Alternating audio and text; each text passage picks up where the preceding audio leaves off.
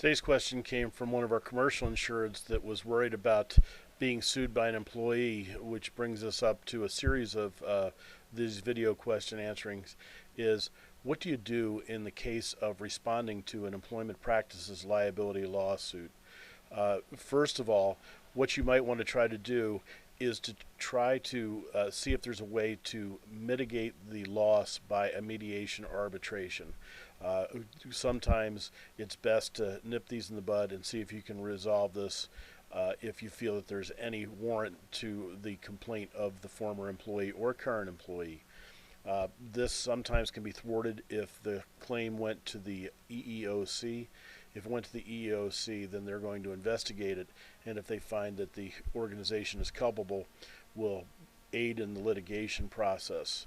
So that would only work in that particular instance if it wasn't an EEOC type of complaint. But what are you going to do once a claim is filed with you? One of the things that you want to do is get witness statements from coworkers, from supervisors, to try to find out the validity and what led up to this particular claim. Gather information from company records and start to document your file. And then if you have EPLI coverage, which I would strongly advise, contact your insurers. Good record keeping is paramount to being able to defend yourself in situations like this. And a lot of times, especially with good documentation, the claimant, the employee or former employee, is going to want to avoid litigation.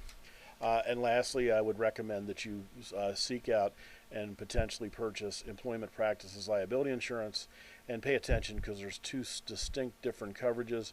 The one coverage, which is more common, is only first party, which would cover you, your firm, from claims from employees only. The more broadened coverage, which is a better coverage, would be third party. And if you have any contact with the public, this might be a very good consideration of extra coverage, because a lot of times these claims are being stemmed from your employees harassing or making clients or workers in other businesses that they visit uncomfortable. Thanks for the question.